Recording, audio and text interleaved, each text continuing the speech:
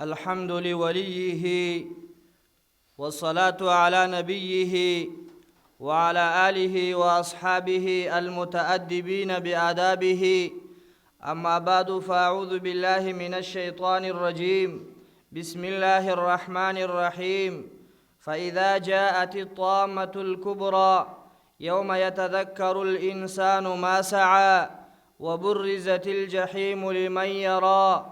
فأما من طغى وآثر الحياة الدنيا فإن الجحيم هي المأوى. وأما من خاف مقام ربه ونهى النفس عن الهوى فإن الجنة هي المأوى. وقال الله تبارك وتعالى في شان حبيبه: إن الله وملائكته يصلون على النبي يا أيها الذين آمنوا صلوا عليه وسلموا تسليما. درود شريف ويس. اللهم صل على سيدنا ومولانا محمد وعلى آل سيدنا ومولانا محمد وبارك وسلم وصل عليه. اللهم صل على سيدنا محمد وآله وعترته بعدد كل معلوم لك. حضار محترمینو، نننی مجلس به انشاءالله په تقوا کې کوو چې تقوا د انسان د فاره څومره پکار ده، پرهیزګاري د انسان د پاره څومره پکار ده، د ګناهونو څخه ځان بچ کول د دې ثمره او فایده به څه وي. د دې نه مخکې یو مسله ده، هغه ده چې آیا عبادت کول، تهجد کول، ذکرونه کول، تسبیحات کول دا بهتره دي، او کچیری سړی د ګناهو څخه ځان بچوي دا بهتره دي. یو سړی دی هغه تسبیحات هم کوي، ذکرونه هم کوي، تهجد هم کوي، عبادات کوي، خو لیکن د ګناهو څخه ځان نه بچوي. یو سړی دی هغه نه تهجد کوي، نه عبادت کوي، نه ذکرونه کوي، خو لیکن د ګناهو څخه ځان بچوي. د ګناهو څخه ځان بچوي، نو کوم سړی په دې کې بهتره دی؟ کتاب وایي دا سړی بهتره دی چې د ګناهو څخه ځان بچوي، ولو کانه که عبادت هم نه کوي. نو د ګناهو څخه ځان بچ کول دا تر هغه عابد باندې بهتره دی چې هغه عبادت هم کوي خو لیکن ګناه هم کوي. دا عابد چې کم د ګناهو څخه ځان بچوي او عقلا لږ عبادت کوي، دا سړی بهتره دی تر هغه چې هغه ډېر عبادت هم کوي او ګناهونه هم کوي. خداوند متعال فرمایي: فإذا جاءت الطامة الكبرى، کله چې وایي غټه هنګامه راسي، جاءت الطامة الكبرى مراد ځنې قیامت دی.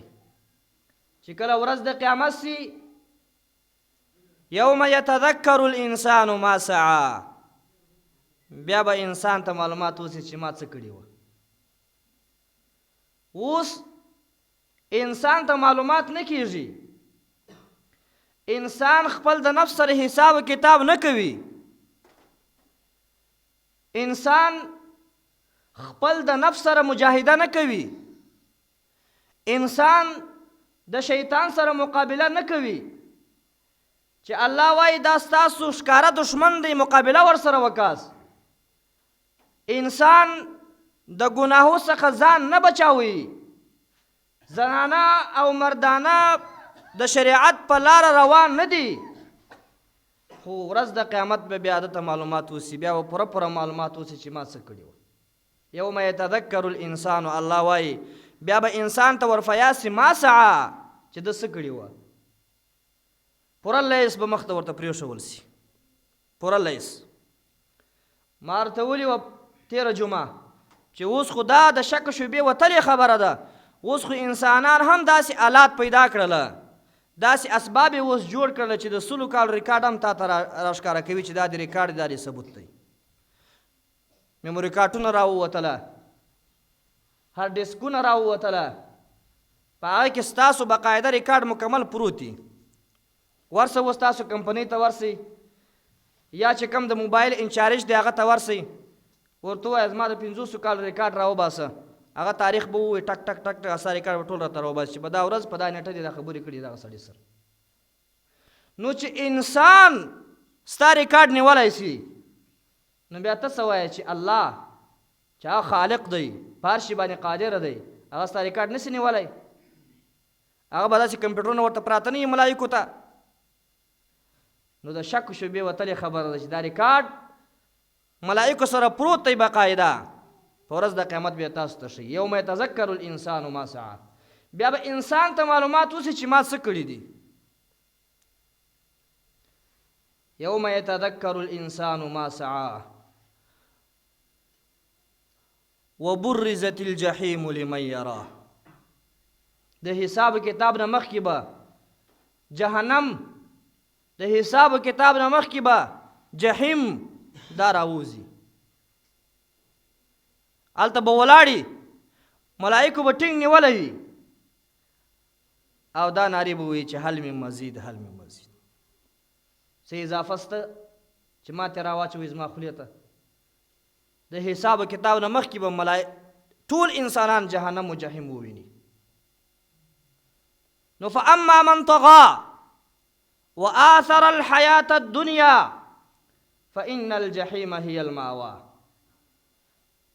خداوند متعال فرمایي چې په دې دنیا کې چا سرکشي کړې وي د الله د اوامرو، چا سرکشي کړې وي د قرآن او د حدیث،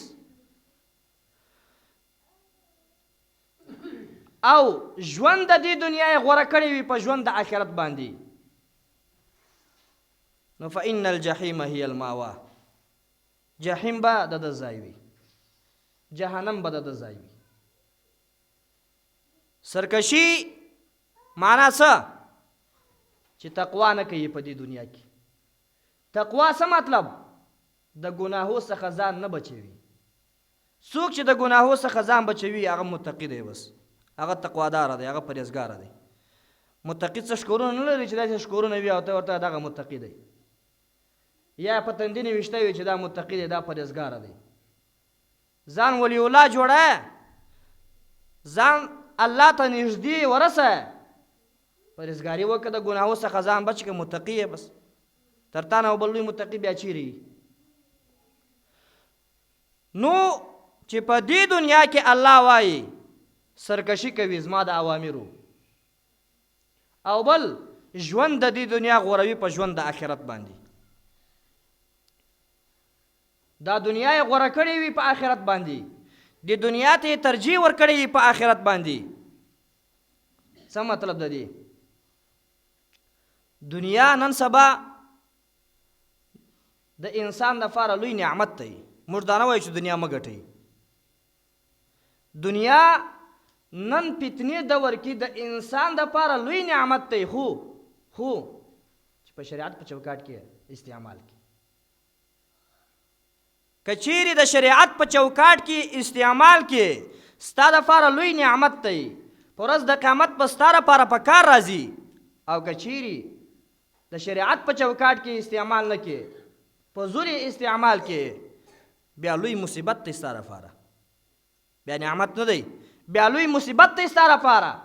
بیا په ورځ د قیامت الله به یو اژدها مار ځینې جوړ کړي، الله به دا خښتې ځینې جوړې کړي چې هغه به د اور خښتې وي او تا به ورباندې سوځي وي. یو مار به جوړ شي، دا دنیا ستا د دنیا څخه یو مار به جوړ شي او ته به ځان ځینې ایسته کوې. هغه به ته وایي ما ولې ایسته کوې؟ زه خو ستا هغه شیرینه دنیا یم چې تا ټینګه په جیب کې ساتلې وم او زکات یې نه ورکوي، خیر و خیرات نه ورکوي، هلته دې خو ټینګه ساتلې وم، نو اوس مې ولې ایسته کوې د ځانه؟ دا دنیا به ورته وایي. نو دا دنیا چې څوک اختیار کوي په هغه دنیا باندې چې آخرت دی. څه مطلب اختیار؟ زکات نه ورکوي، خیر و خیرات نه ورکوي، همسایه یې وږی وي د هغه حقوق نه پر ځای کوي، او لهو لعب پشکې کوي، قمار پشکې وایي، چرس پشکې وایي، سګریټ پشکې وایي، نور چې کم چې غیر قانوني چې کم کارونه دي، شرعي قانوني چې کم کارونه دي، نه خلاف کارونه کوي. نو ته پوه شه چې دا دنیا یې غوره کړل په آخرت باندې. نو الله څه وایي؟ فإن الجحیم هی المأوى. د ځای به جهنم وي، د ځای به دوزخ وي. موږ علما چې تاسو ته دا وایي چې دنیا مه ګټئ، دنیا مه ګټئ، دنیا د دې مطلب دا نه دی چې تاسو دنیا مه ګټاست. دنیا وګټئ، دنیا ډیره کوي، خو د دنیا سره محبت مو پیدا کوئ. دنیا وګټئ، دنیا ډیره کوي، صدقات پښ کې وکړئ، خیراتونه پښ کې وکړئ، حج ته ولاړ ساس، عمرې ته ولاړ ساس، مسکینانو سره لاس ونیساس، فقیرانو سره لاس ونیساس، خو لیکن محبت مو سره ساتئ، محبت مو سره ساتئ. حب الدنیا کل رأس خطیئة، رسول الله صلی الله علیه وسلم فرمایي سر د خطاګانو هغه دا ده چې هغه محبت د دنیا سره دی. محبت د دنیا سره چې فایده سي، محبت د دنیا بیا د هر شي د ځانه د ځینه ځي، نه به عبادت خوند درکوي، نه به پرهیزګاري خوند درکوي، نه به لمونځ خوند درکوي. مکمل په دغه حساب کتاب کې به غرق وي چې ماښام چې سي بارون د سهار حساب به کوي، چې ورځ چې د ماښام حساب به کوي، په دغه کې به اخته یې. او دا یا ساتئ چې په دنیا باندې مړتیا هم نشته، چې څونه ډېرېږي هغومره زړه ته تېرېږي، چې څومره ډېرېږي هغومره زړه ته تېرېږي. رسول الله صلی الله علیه وسلم حدیث دی چې دوه شیان دي چې په هغه باندې مړتیا نشته. دوه شیان، یو په علم باندې مړتیا نشته، یو په دنیا باندې مړتیا نشته. چې څومره انسان علم زیاتېږي، هغه علم وایي کاشکې مې نور علم حاصل کړی وای، کاشکې مې نور علم حاصل کړی وای. په علم باندې مړتیا نشته، او په دنیا باندې رسول الله صلی الله علیه وسلم وایي مړتیا نشته. څومره چې ډېرېږي وایي کاشکې نوره وای، کاشکې نوره وای، کاشکې. سړی د انسان خپله سوچ ووایي، بس معلومات ورته کوي چې رښتیا هم په دنیا باندې مړتیا نشته. اول سر چې د هجرت راغلی هېڅ شی نه و د سره، یو توی یو د بړستن وه، خوراک و جایداد، خوراک و چښاک ټول بل چا ته راستوله، هېڅ شی نه و د سره. استا استا استا استا اوس الحمدلله مهاجرین په کروڑاو په لکاو روپۍ لري، خو لیکن بیا هم مړتیا نشته، بیا هم وایي کاشکې نوره وای، کاشکې نوره وای، کاشکې نوره. نو خداوند متعال فرمایي چې محبت د دنیا سره مه ساتئ.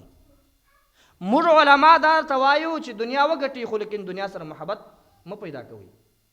که چیرې محبت مو پیدا سي دنیا سره، او دنیا د شریعت په چوکاټ کې استعمال نه کړي، نو فإن الجحیم هی المأوی، جحیم جهنم به ستا ځای وي. ورپسې ډایرکټ خداوند متعال د متقیانو بیان کوي.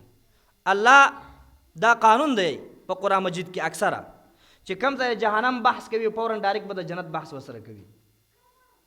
یا کم ځای مثابتول چې هغه د هغو خلقو چې هغه کافران دي، فاسقان دي، د هغو بحث کوي، الله بس د پرهیزګارانو بحث هم ورسره کوي.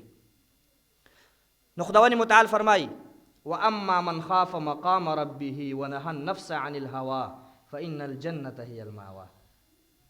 الله په دې آیت کې دوه شان ذکر کوي. یو چې د الله نه بیریږي، د الله نه بیریږي، ګناه نه کوي، د الله نه بیریږي، ګناه نه کوي، چې الله حاضر و ناظر دی.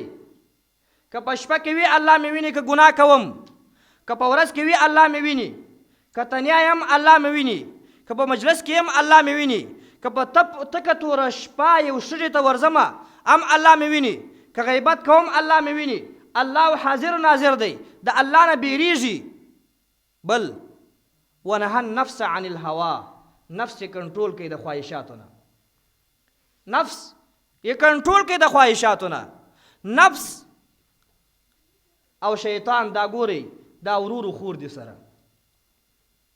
نن سبا شیطان دونې انسان نه مجبوره کوي په ګناه باندې لکه نفس سړی مجبوره کوي په ګناه باندې. نفس او شیطان خداوند متعال چې عقل او نفس پیدا کوي، نو عقل ته وویل چې من انا ومن انت، زه څوک یم او ته څوک یې.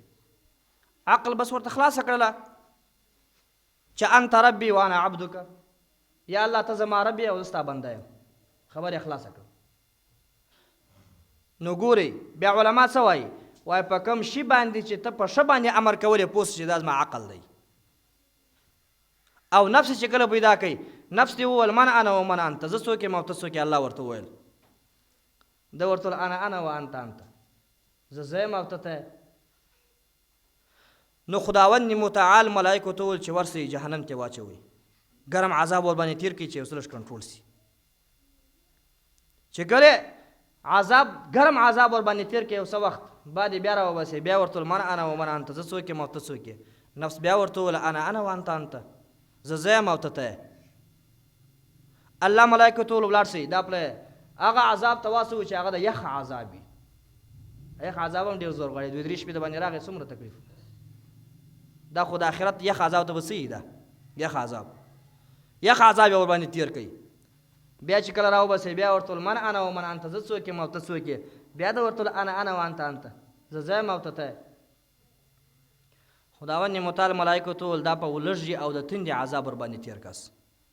ولږه ورباندې تېرې کړي په دې نفس باندې، تنده ورباندې تېرې کړي په دې نفس باندې.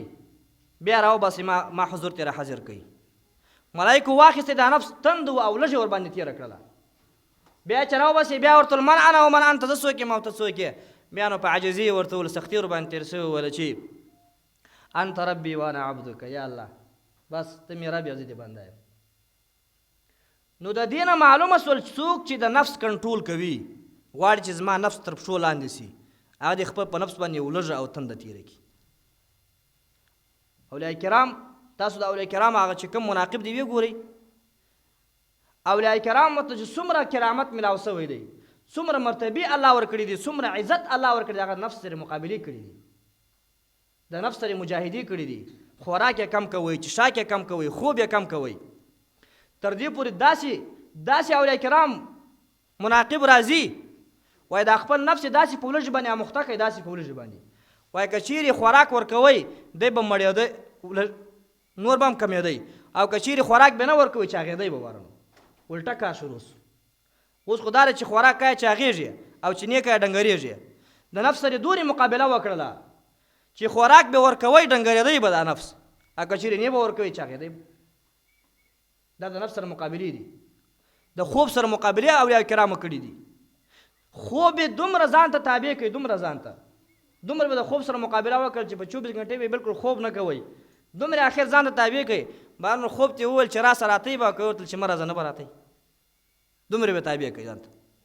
بس په 24 غنټې کې به ورته نیم ساعت دپاره ما ته راځي، نیم ساعت دپاره ورته راغی بېرته به ولاړئ. نو د نفس سره مقابله کول دا دار چې په ولږه او تنده په ځان باندې تېره کړي. دا هغه راهیسې خداوند متعال موږ باندې روژه فرض کړله. ولې؟ په روژې کې ولږه و تنده په سړي باندې راځي. چې کله په سړي باندې ولږه و تنده راځي په دا خان و بیګ باندې، بیا هم د فقیرانو د مسکینانو حالات معلومات ورته کېږي چې دا فقیرانو مسکینانو باندې څنګه حالات تېرېږي. دا ولږه و تنده هم یو شی ده او که نه ده. نو خداوند متعال په موږ باندې روژه فرض کړې ده. نفس چې دی دا خوله داسې وازه نیولې وي، داسې اله دا شی راکوه، اله دا شی راکوه، اله دا شی راکوه، اله دا شی راکوه، اله تربور دې تر تا نه لوړ سو، اله هغه پیسې ډېرې وګټلې، هغه دا دی. خو چې کله ولږه و تنده ورباندې تېره کړي به نفس داسې خوله داسې ورو ورو ورو ورو راکموي، اخره داسې ستا تر کنټرول لاندې سي. او چې کله د نفس ستا د کنټرول لاندې سو، بیا نو ته کولی شې چې الله ته ځان ورسوې. یو ولی الله په لارې روانو، په خره باندې سپور، یو بل ولی الله داسې پیاده باندې سپور چې ورته وکتل، هغه ورته ویې خندل. هغه په خره باندې چې کوم ولی الله سپور دی، هغه راکشس ورته ویې ولې دې په ما باندې وخندل؟ وایي څه مې کوې؟ وایي نه راته ووایه. وایي زه پوه سوم چې تا د نفس نه خر جوړ کړی دی، یعنې دونې تابع کړی ځان ته چې اوس دې خر ورباندې جوړ کړی دی، ورباندې سپور یې. خو لیکن دا تا داسې کمال نه دی کړی. ولې؟ وایي اوس هم دا نفس ته یو څه لږ وخت ورکوه چې کله ته لمونځ کوې دا خر دی ځي بارونه واښه خوري و دا شان خوري، اجه نفس ته هم یو څه وخت ورکوه. وایي دومره وخت مه ورکوه، تر پښو یې لاندې کړه، تر پښو، لکه ما چې تر پښو لاندې کړی، داسې ورته وکتل نفس یې تر پښو لاندې کړی و، هر وخت مې تر پښو لاندې کړی دی، یو سیکنډ هم ما نه دی نافرماني نشي کولی. او بیا هغه د خر والا ولي الله ورته وایي چې خوب کوې نو بیا څنګه کوې؟ بیا خو پښې پورته نیسې، بیا دې هم څه وخت ورکوي. وایي نه چې کله خوب کوو هم دا خپل پښې دیوال تکیه کوم داسې، هلته مې نیولی ټینګ تر سهاره پورې. دا د نفس سره مقابلې دي. نو خداوند متعال فرمایي څوک چې د الله نه بیریږي، د الله نه بیریږي، پرهیزګاري کوي، دا یو، او د نفس سره مقابله کوي، دا دوه، نو فإن الجنة هي المأوا. جنت به د ده ځای وي، جنت به د ده ځای وي. یو ځوان و، ځوان دا اکثره خلق وایي چې دا شیطان چې کوم دی، شیطان دا د کوچنیانو په دا پښو کې وي. که مو خیال کړی دا کوچنیان ډېرې منډې و ترنډې و دا خو ازغلي و رازغلي، او چې کله دا کوچنی ځوان سي بیا شیطان یې ملا ته راسي، زنا ورباندې کوي، لیواتت ورباندې کوي، دا شیان ورباندې کوي. خو چې کله بوډا سي وایي بارانو شیطان یې خولې ته راسي. نور خو زنا او لیواتت په وسه نه کېږي، بارانو غیبت د ده کار وي، تهمت د ده کار وي، ښکنځل د ده کار وي، بارانو د شیطان یې خولې ته راغلی وي. یو ځوان په بازار کې و، یو سړي په هنډه کې ورته دی خوشبو، داسې خوشبو ځینې تله چې په دا ټول دنیا کې داسې خوشبو نه وه. حیران سو. هغه ځوان ته یې وویل چې دا خوشبو تا د کوم ځای کړې ده؟ هغه ځوان ورته فرمایي چې دا خوشبو په دې دنیا کې نشته. وایي څنګه نشته په دې دنیا کې؟ ما ته وایي درس راکړه زه به واخلم. وایي نشته په دې دنیا کې. وایي اوس نو غوږ ونیسه زه به واقعه درته بیان کړم د دې خوشبو. وایي زه ځوان ومه، حسنداره ومه، ښه چهره مې وه، ښه باډۍ مې وه، ښه ځواني مې وه، د ځوانۍ جوش مې و، او دکاندار ومه، دکاندار. یو ورځ یو بوډا راغله او ما ته وویله چې بعضې داسې کتابونه لیکي چې دا نانوایی و، دا ډوډۍ نانوایي یې کوله. وایي بوډا راغله ما ته وویل چې دا ډوډۍ را دغه که ډوډۍ مې ورته تیاره کړله، ورته برابر مې کړل، بیا راته وویل چې دا ما په وسه نه کېږي زه اوسم، ما سره تر کوره پورې اوسه. وایي صحیح ده، ما ویل د بوډا تر کورې پورې ورسره اوسم. وایي چې تر کوره مې ووړله چې کور ته داخل سوم، دروازې لره وایي د کلا دروازه یې خو راباندې بنده کړله، ویې تړل. وایي راځه راپسې. وایي چې کله ور روان سومه نور حجرې ته ور داخل سوم، چې حجرې ته ور داخلېدلم د اخوا دروازه راپسې بنده کړله. زه حیران سوم چې ومې کتل چې انډې ته یو ښایسته حسینه انجلۍ ناسته ده، داسې ده لکه لمر و سپوږمۍ وارې داسې ناسته، ښه ځان یې تیار کړی، ځان یې برابر کړی، ښایسته خوبصورته. وایي ما و دا بس یو زه یو دا یو الله، دا درې نفر وي بس. د ځوانۍ جوش هم دی او ښایسته حور هم راته ناسته ده چې لمر و سپوږمۍ غوندې ده، او منځ کې څوک سته هم نه، او نه داسې شی سته چې هغه زه په هغه باندې وبېرېږم چې څوک به راسي یا دا هغه هېڅ شی نسته.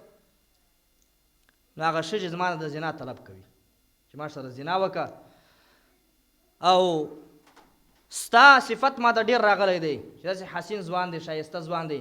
نو هغه بوډا ما در رسولی، هغه دلاله ده، ما سره به زنا کوې تر څو پر دې پرېږدم نه. هغه ځوان پرهېزګاره ځوان دی، پرهېزګاره ځوان دی. هغه ځوان ځان سره وویل چې دا به څنګه ځان ځنې خلاصوې اوس. هغه ښځې ته وایي وایي داسې وکړه چې صحیح ده ستا سره زنا کوم، خو دروازه خلاصه کړه، تشناب ته زه ننوځم، هغه قضایي حاجت پوره کړم بیا به راوځم. هغه ښځه ورته وایي صحیح ده قضایي حاجت دې پوره کړه. راځي ځوان قضایي حاجت ته ننوځي، دومره حسینه ځواني، ښایسته ځواني، خوبصورته ځواني، اوس خپل په ګندو باندې دا ټول بدن لړي. د دې دپاره چې زنا څخه نظام بچ کړم، مکمل یې ټول خپل په ګندو باندې ځان ولړئ، ځان یې مردار کوي، پلیت یې کوي. ورته راووتی چې ورته راووتی، ښځې چې ورته وکتله، بوډۍ ته یې وویل دا څه لیونی دې ما ته راویستلی دی؟ خو ته پسې وایه ښه، پر تا باندې بل څوک ودرېد، دا لیونی دې ما ته راویستی، بدبوی ځینې ځای خواته لرې کړې ما سنې. نو د هغه د قلا سنې وځي، د شپې خوب ویني، خوب. جبرائیل علیه الصلاة والسلام ورته راځي او ورته وایي ای ځوانه، تا دا خپل ښایست، دا خپله خوبصورته ځواني تا خپل په مردارۍ باندې ولړله، د دې دپاره چې ځان وساتې د زنا نه، د دې دپاره چې الله نافرماني ونه سي، د دې دپاره چې په ورځ د قیامت الله ته شرمنده نه سم، د دې دپاره چې په ورځ د قیامت الله ما ته عذاب رانه کړي، تا ځان وساتئ. خپل خوبصورت چهره دې په ګندګي ولړله، په غیږ کې ونیوئ، ټینګ یې کوي، او ما ته د جنت خوشبو راوړې ده. په هغه په عوض کې چې تا خپل بدن په ګندګي لړلې ده، د جنت خوشبو ما ته راوړې ده، راباندې ویوله داسې په خوب کې. وایي چې راباندې ویول چې سهار سو، تر هغه وخت پورې ما سنې خوشبو ځي. وایي هغه بل سړي ته قصه کوي، نو په دې دنیا کې وایي دا خوشبو نشته، ته سورې پسې وګرځې، ټوله دنیا وګورې، دا خوشبو نشته، دا ما ته د جنت ته راغلې ده. وجه څه وه؟ وجه دا و چې پرهیزګاري یې کړې وه. پرهیزګاري ما ورته ویلې وه چې څوک چې عبادت کوي، څوک چې پرهیزګاري کوي، ځان ساتي د ګناهونه، هغه سړی چې هغه ځان ساتي د ګناهونه، دا بهتره دی. دغه پرونه ما ته یو سړی راغی مدرسې ته، ځوان وایي دعا وکړه، مولوي صاحب دعا وکړه ژر پرېږدم، مولوي صاحب دعا وکړه ژر پرېږدم، دعا یې ورباندې وکړه. نن بل سړی راغی، مولوي صاحب دعا وکړه مدرسې ته ژر ورباندې پرېږدم. ما ورته وویل ګورئ، رسول الله صلی الله علیه وسلم فرمایي من تمسک بسنتي عند فساد الامه فله اجر 100 شهیدا. دا مې ورته وویل چې رسول الله صلی الله علیه وسلم فرمایي چې څوک چې د فتنې په دور کې، څوک چې د فتنې په دور کې زما په یو سنت باندې عمل وکړي، په یو سنت باندې زما عمل وکړي، الله به دته د 100 شهیدانو اجر ورکوي. الله به دته د 100 شهیدانو اجر ورکوي. نو مال ای ځوانانو، الله رستي د دې حدیث مصداق وګرځوي. اوس دور د فتنې دی، د فتنې دور دی، او تاسو د فتنې دور کې د رسول الله صلی الله علیه وسلم په یو سنت باندې عمل وکړي، الله دې تاسو د 100 شهیدانو اجر درکړي. ګوره دا یو قسم پرهیزګاري و دوی اختیار کړله، یو قسم پرهیزګاري و دوی اختیار کړل، یو قسم توبه او بس چې تیر جمع موږ د توبې بیان کړی و چې توبه څومره ثواب لري او څومره وخت باید وبایي سړی. نو حضارو محترمینو، په کار دا ده چې موږ ځانونه د ګناهونو نه بچ کړو. ګورې والله العظیم چې ډېرې سختۍ موږ سره روانې دي. یو د زکندن سختي، والتفت الساق بالساق الى ربک یومئذ المساق. بل د قبر سختی چې ته پوهېږې او عمل دې پوهېږي، مارانو لړمان. بل د الله حضور ته چې درېږې دا سختی. بل د جهنم د عذابو د ویل سختی، ډېره سختی. د دې سختی دپاره تیاری کول پکاري. یو سړی چې کله مثال یو کوټه جوړوي، یو کار یې وي، خپل بچیانو ته وایي چې دا زموږ مخته دی، دا کار باید دا ژر تر ژره دا حل کړو، که نن وي که سبا یې که 2 ورځې بعد باید دا کار وکړو. مشوره ورکوي خپل بچیانو ته، خپل ورونو ته. نو دغسې هم ستاسو دپاره داسې ژوند را روان دی، دغسې نه هېڅ خلاصون نشته، یا نن یا سبا یا یو کال بعد، 10 کاله بعد، 50 کاله بعد خلاصون نشته. دې لپاره تیاری کول پکاري. اقول قولي استغفر الله لي ولكم ولسائر المؤمنين. الحمد لله رب العالمين والعاقبة للمتقين، والصلاة والسلام على رسوله محمد وآله وأصحابه أجمعين. ربنا تقبل منا إنك أنت السميع العليم وتب علينا إنك أنت التواب الرحيم. وصلى الله تعالى على خير خلقه محمد وآله وصحبه أجمعين.